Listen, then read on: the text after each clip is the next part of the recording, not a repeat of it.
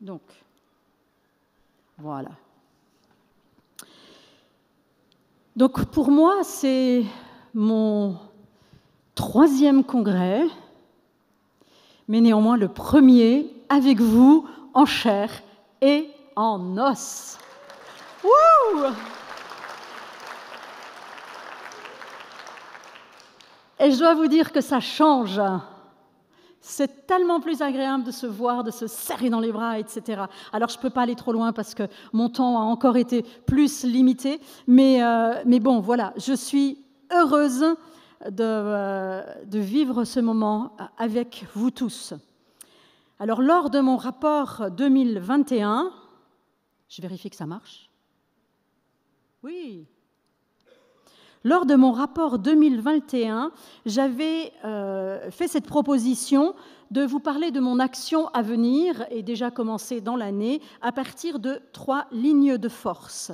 Ces 3 lignes de force étaient de cet ordre-là: une ligne structurelle, une ligne administrative et une ligne d'action spirituelle.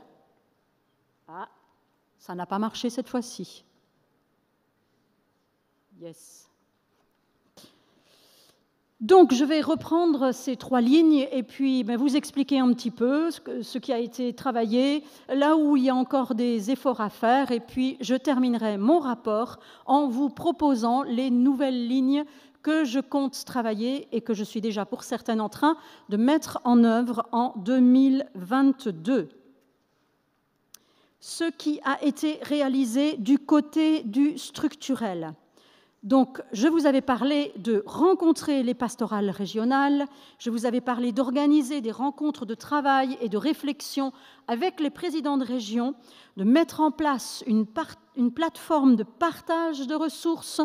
Je vous avais parlé de relancer le pôle immobilier, de créer un groupe de réflexion au sujet de la pornographie, de soutenir les trésoriers de nos églises et de visiter les communautés en marge de notre fédération. Ça, c'était mon programme 2021.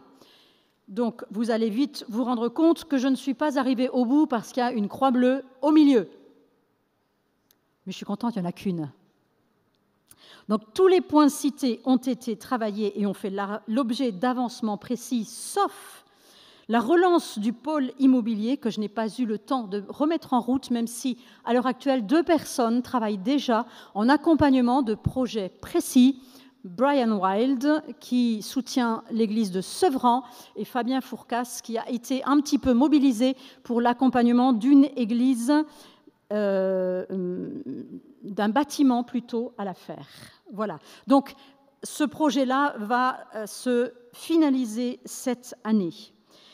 J'ai rencontré plusieurs pastorales régionales, 2 seulement en présentiel. Il y a quand même eu en 2021 encore des impacts par rapport au confinement, aux difficultés de voyage, etc. Donc 2 seulement en présentiel, d'autres en Zoom. Les présidents de région se sont retrouvés régulièrement et nous allons vraiment continuer à vivre cette réflexion, ce travail avec les présidents de région. Il est porteur de sens et il est porteur de dynamisation dans nos régions.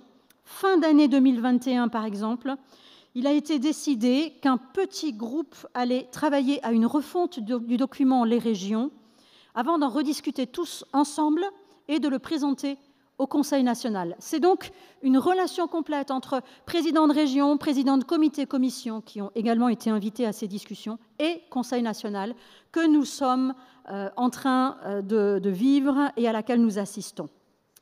Autre point, la plateforme de partage de ressources a été lancée en fin 2021 grâce au travail de Paul Lonck, le fils de José, l'un des fils de José Lonck, notre pasteur à Rosny, et je parlerai tout à l'heure un petit peu plus précisément de sa participation fort appréciée au siège.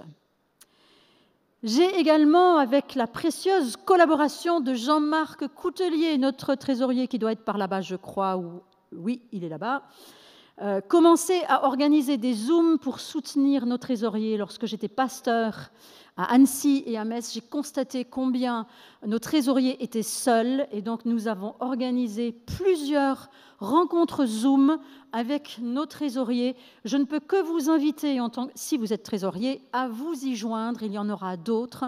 C'est particulièrement important. Il y a une vraie réactivité dans ces rencontres Zoom, à tel point que lors de la dernière, un de nos pasteurs, je ne sais plus qui c'est, Alain ? Est-ce que c'était Alain Lanlard, je crois, qui comme ça a lancé « Et si on faisait venir Acte 6 à notre prochain congrès ?» Et zoom, on a chopé ça au vol. Acte 6 sera présent.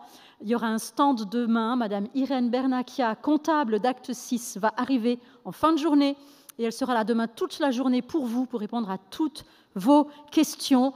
Le stand sera là-haut, donc n'hésitez pas, pasteur, trésorier, président d'église qui vous posez des questions sur cette fameuse loi du 24 août 2021, toutes ces implications, eh bien, vous aurez une professionnelle extrêmement compétente qui sera là rien que pour vous. Donc ce sont des rencontres bénéfiques pour nos responsables d'église. J'ai également pu visiter quelques églises qui ne donnaient plus signe de vie, certaines par conviction fédérative plus qu'hésitante. C'est une formulation que j'ai récupérée l'année dernière dans l'un des rapports d'Étienne Lermenot dont je m'étais inspirée et qui est resté sur mon cœur pendant toute l'année. D'autres églises ne donnaient plus trop signe de vie à la suite de difficultés relationnelles. J'ai donc pu travailler à reconstruire le tissu des relations fraternelles entre nous, fédération, et ces églises-là.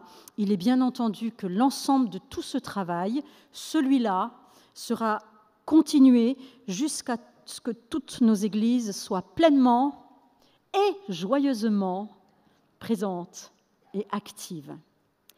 J'avais cité mon souhait de créer un groupe de réflexion sur le sujet brûlant pour nos jeunes et moins jeunes de la pornographie. J'avais lancé un appel à ceux qui seraient intéressés par la réflexion à ce sujet, et plusieurs d'entre vous aviez répondu présent. Cependant, le comité de lutte contre les violences conjugales m'a fait part immédiatement après le congrès de son souhait de mettre en route un projet plus vaste, englobant plusieurs dimensions concernant la famille, et de partager ce projet avec d'autres associations, d'autres œuvres évangéliques. Donc ensemble, il nous a paru plus sage d'attendre plutôt que d'avancer en solo et de construire l'ensemble de ce projet d'une manière solide. Donc ce n'est pas oublié, c'est simplement reporté. J'avais pointé également des dimensions plus spécifiquement administratives, et je voudrais ici aborder immédiatement un point fondamental dont j'avais parlé l'année dernière, le renforcement du travail du secrétariat au siège. Je rappelle ce que j'avais cité la dernière fois, c'est que Rebecca avait à de multiples reprises fait mention d'une surcharge de travail qui devenait de plus en plus lourde pour elle et de plus en plus difficilement gérable. Le Conseil national a donc décidé de procéder à un remaniement de la situation. Nous avons travaillé en binôme, Rebecca et moi, à l'élaboration d'un nouveau système de fonctionnement, incluant l'embauche d'une personne à mi-temps à partir de cet été. Les documents comptables que Jean-Marc Coutelier va vous présenter demain tiennent compte de cette éventuelle embauche à venir. Dans un tout autre domaine, mais nous restons dans l'administratif, la Commission des ministères et le Conseil national ont travaillé ensemble durant cette année à la résorption de ce que nous pourrions appeler un trou noir. Vous savez, un trou noir, ce n'est pas visible, on n'en a pas conscience jusqu'à ce qu'on tombe dedans. Ce trou noir, c'est l'interface avec les églises sur la question de la rémunération pastorale lorsqu'il y a des changements de lieu d'exercice du ministère. Il s'est avéré qu'un nombre non négligeable d'églises ne connaissaient pas ou ne comprenaient pas nos fiches de rémunération pastorale, qui, il faut bien le dire, étaient extrêmement complexes et longues. Nous avons donc commencé à les retravailler en les simplifiant. Jean-Marc Coutelier a fait ce travail d'une manière, comme d'habitude, extrêmement précise. Et les trésoriers ont reçu ces nouvelles fiches. Et puis, il a été décidé de confier à Étienne Linkowski, membre du conseil et pasteur à Nice, la tâche de prendre contact avec les églises dont le pasteur a annoncé son départ pour faire le point sur cette question de la rémunération, évidemment en lien avec la CDM. Mon dernier point dans ce domaine... Ouh là là, j'ai une slide de retard, excusez-moi. Voilà. J'ai parlé du renforcement du secrétariat, de l'administratif. Un dernier point sur l'administratif par rapport à nos bénévoles. Le siège s'est vu renforcé dès la deuxième partie de l'année par quelques bénévoles que je voudrais remercier ici nommément. Tout d'abord, James Mukoko, pasteur de l'Église baptiste du 7e rue de Lille, comptable à la retraite, s'est proposé de venir 2 après-midi par semaine pour soutenir Rebecca en faisant de la saisie de données comptables. Je ne le vois pas, je ne sais pas où il est. Yeah, James. Merci. S'il y a d'autres personnes retraitées avec des compétences, the door is open. En français, c'est la porte est ouverte. Paul et Siméon Lonck, les jumeaux de José Lonck, notre pasteur de Rosny-sous-Bois, ont effectué un remarquable travail bénévole également. Siméon a travaillé et travaille encore avec Rebecca à une base de données en vue de les centraliser pour que nous soyons vraiment à jour technologiquement sur cette question parfois bien laborieuse de notre base de données. Et puis Paul, qui travaille avec moi cette année dans la supervision du site web qui avait précédemment été confié à Jean-Samuel Huck. Il travaille également dans la newsletter. Si nous avons pu remettre en place cette newsletter, c'est grâce à lui, à son travail régulier. Il a également finalisé la plateforme de partage des ressources. Donc voilà, je ne pense pas qu'il soit là, mais José est là. Donc vraiment, applaudissons-les aussi, parce que franchement...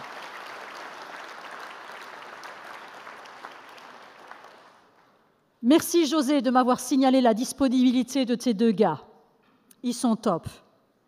Je ne peux que vous inciter, vous, à vous inscrire à cette newsletter qui brasse extrêmement large la vie de la fédération, de nos comités, commissions, départements, mais aussi au-delà, la FPF et tout un tas d'autres événements sont renseignés dans cette newsletter.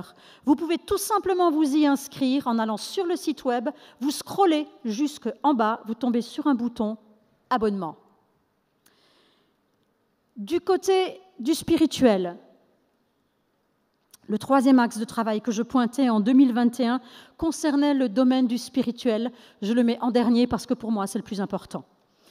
Tout le reste, tout est important. Mais soutenir notre corps pastoral, soutenir les églises était fondamental dans cette période-là. J'ai donc eu sous une forme ou une autre, au téléphone, par Zoom ou en présentiel lors d'une visite, un contact particulier et prolongé avec plus de 80 de nos pasteurs pendant l'année 2021. Je suis désolée, je ne suis pas arrivée au bout de la liste. Donc tous ceux avec qui je n'ai pas eu ce contact privilégié, vous êtes les premiers sur la liste maintenant. Évidemment, je ne compte pas les pasteurs que j'ai rencontrés dans les comités, commissions. Certains d'entre vous se disent « Oh, moi je l'ai vu que dans les comités ». C'est normal, ça va venir. Nicolas Farelli a dit tout à l'heure, on ne s'est pas concerté, que la fédération était belle. Moi, j'ai fait le constat que nos pasteurs sont beaux.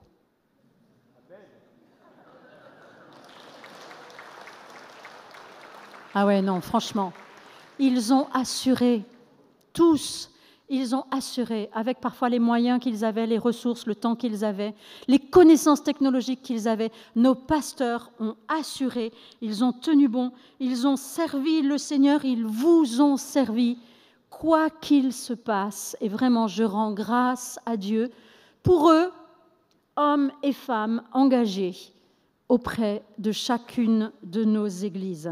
Et j'en profite pour vous dire merci à vous qui, responsables dans vos églises, les avez soutenus. Parce que, allez-y, vous pouvez vous applaudir. Parce que ce n'est pas facile non plus d'être président, trésorier, membre du conseil ou membre d'église d'un pasteur qui en a jusque-là parce qu'il faut tout réinventer.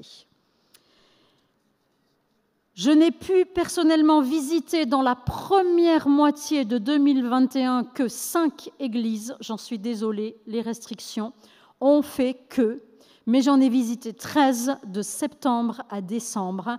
Et c'est le deuxième volet de ma découverte qui rejoint ce que Nicolas a dit. Nos églises sont belles. Purée, là, vous applaudissez pas.